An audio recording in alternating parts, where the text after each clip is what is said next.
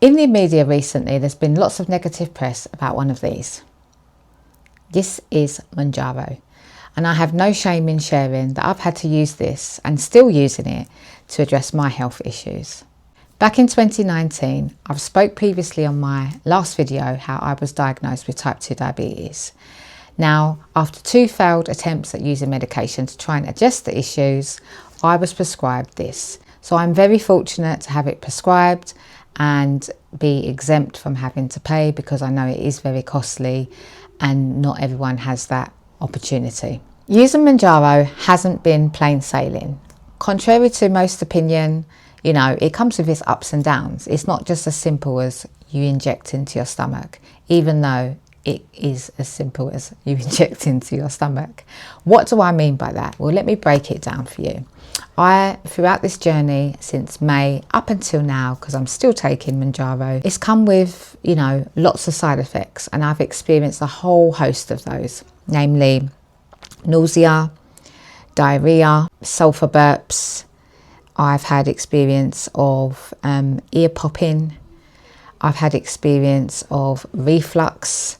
I've had also experience of the hair thinning, which I wouldn't necessarily attribute that to Mounjaro itself. It's in line with you just losing weight, that your hair thins, plus my age as well. Also, I have experienced ear popping. So ear popping, as though, you know, that experience that some people or a lot of people get when you're on a plane. It's kind of like taking off or getting ready to land and your ear pops, or, you know, you've been swimming and you've got water trapped in your ear. That feeling, that pressure feeling, and it can come like mid-sentence, you're talking, and then your ears just go bloop, and it feels like, oh, I'm underwater, until it just unpops. So that's been an interesting one. Experiencing cold, freezing cold all the time. Again, not necessarily as a result of Mounjaro, but because of weight loss. Your body obviously is not carrying more the tissue that it was carrying, and kind of the fat stores to keep you warm and insulated. So that's to be expected. So what I'm going to do in this video is tell you my top 3 worst Mounjaro side effects. In third place, I've got to say that it is the cold. Okay, feeling cold, excessively cold. I've got layers on, I'm always freezing, my hands are always cold, and I have Raynaud's anyway. I'm wearing thermal leggings or thermal tights, socks. I struggle to keep myself insulated. I've got a heated blanket, the heating is on.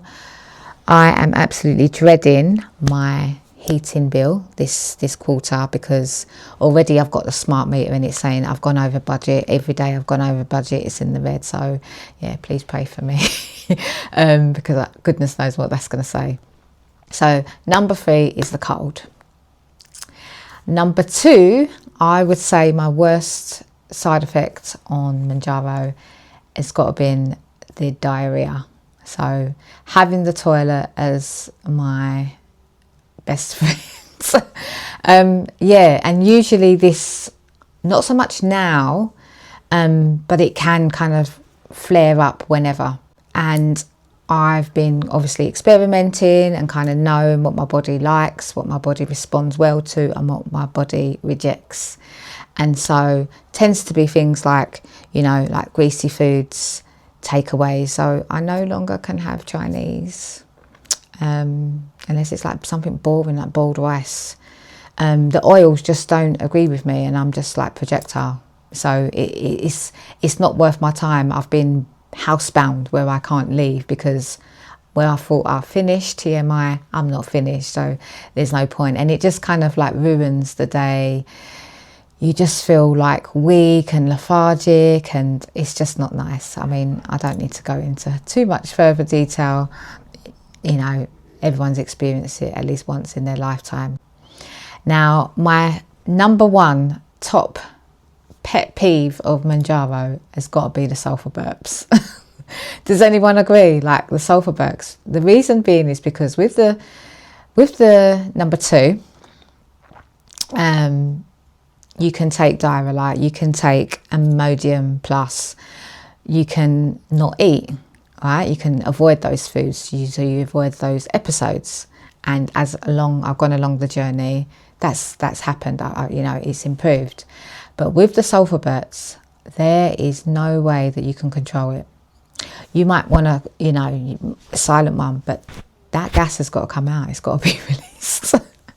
And it's just horrid. Like the taste, the smell is honestly, it's just like this eggy, strong, offensive odor that just is, yeah, it's not even egg. It just smells like it should be coming from your rear end, not your mouth. So I've tried, yeah, the bold sweets, the mints, the chewing gum, but it's gas, isn't it? So it's being released, and not knowing when it's going to come, how it just comes, where it's going to come. It's quite like, you know, you just walk in with your head of shame and you put your hand down, you have spray with you, and I've got breath spray and I've got all of these things to try and counteract it. But that has to be my number one worst side effect for Mounjaro.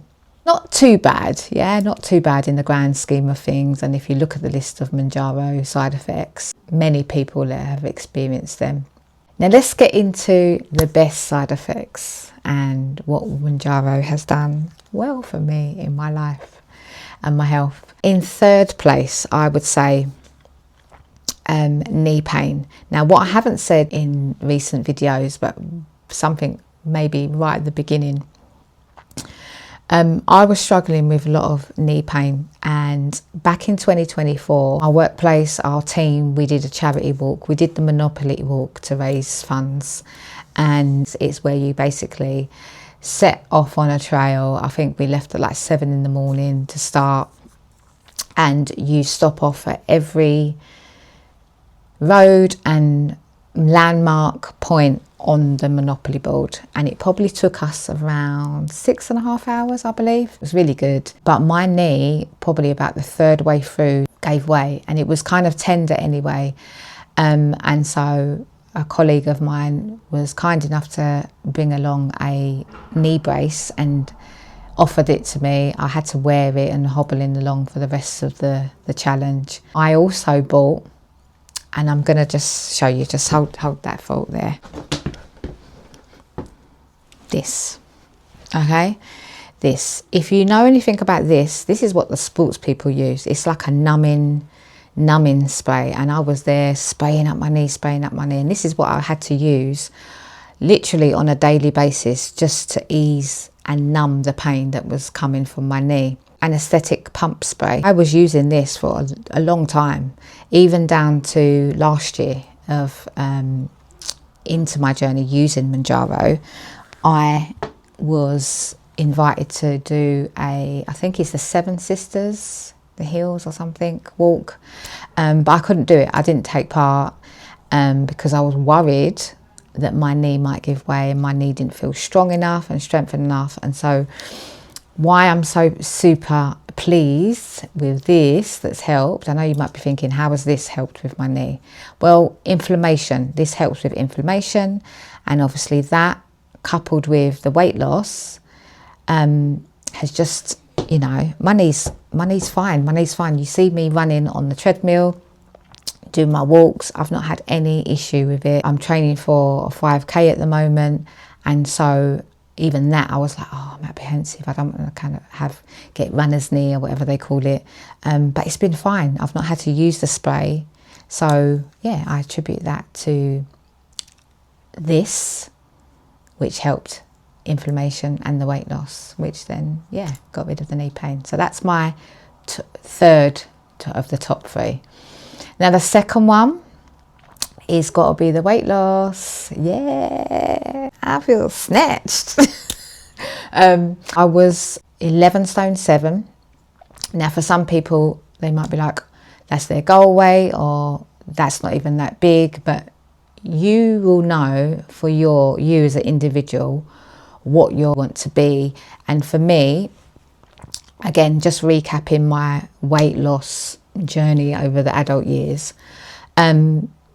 my highest was, I think, 15.5 stone. You know, poor diet, poor exercise, stress, emotionally eating, I've spoke about it in my previous video. And back to the diagnosis in 2019, I went on a journey of weight loss because they said to me, lose the weight, diabetes will go. So very restrictive, intermittent fasting. I cut out dairy, meat, fish, was eating like vegetables, pulses, lentils, very, very rigid. It wasn't sustainable, but for 5 years, to 2020 to 2025, last year, I managed to keep it off. It's the longest of all the weight loss attempts that I've used. And when I say weight loss attempts, like when I've done Slimming World, I've lost weight, put it back on. Maybe like 3 months later or 6 months later or a year later. So of all those attempts that I've tried to lose weight or lost weight and gained it back, intermittent fasting was the only strategy and approach that I used that I was able to keep the weight off for 5 years. Now, I gave myself a window of 5 to 7 pounds. Jump on and see, oh, okay, I've put on, I need to rein it back in. And so usually my strategy of, okay, just strip, eat clean and cut out carbs and do the intermittent fasting, maybe stretch my window a little bit, the weight would fall off. However, in 2025, the weight didn't want to move. So it was like, oh, this is strange. And then obviously, when I went for my HbA1, the blood test, they had said, what is going on with your body because your levels are higher than they were in 2019 when I first was diagnosed. So it was like, oh, my body is doing something different and responding different. So hence me being offered this. Losing the weight makes me feel more confident. It makes me feel like I look better. So therefore I show up, I make more of an effort.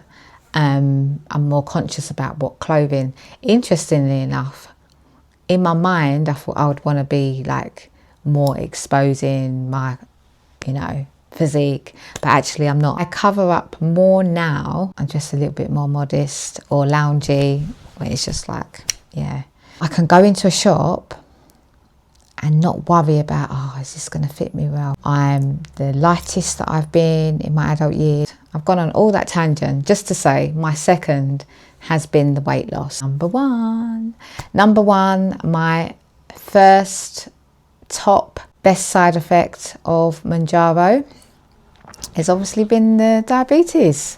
So yes, I am currently in a normal range.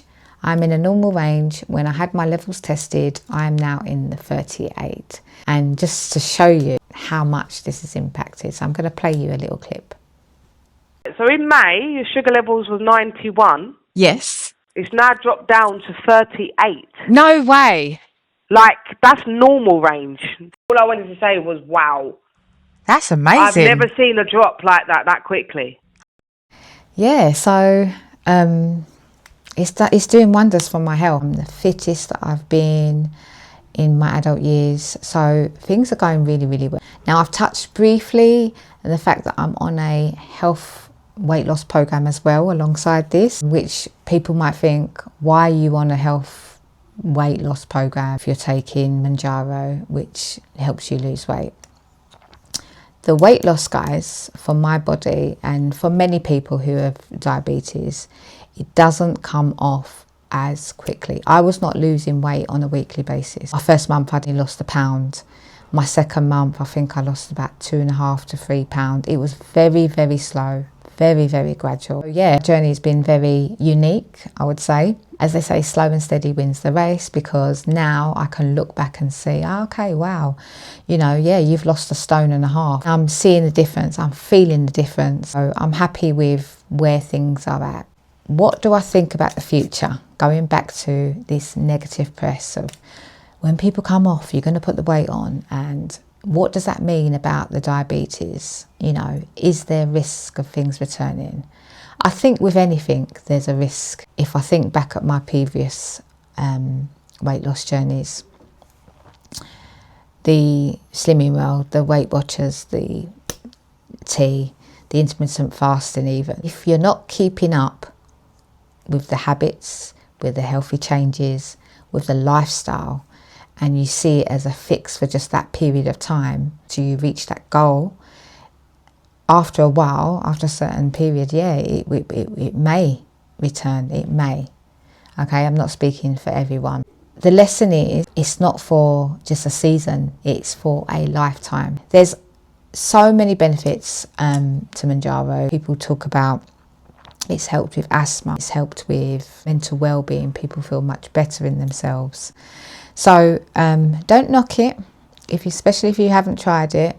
And I'm not promoting like, go get Mounjaro. I'm just saying this is what it's done, this is my experience and how it's helped me on my journey to health and fitness. I'll be interested to hear other people think about, you know, Mounjaro and using it as an aid and a tool to kickstart their health and fitness journey or weight loss journey. Drop a comment below. Don't forget to like and subscribe and share. And I shall see you on the next one. Thanks for listening.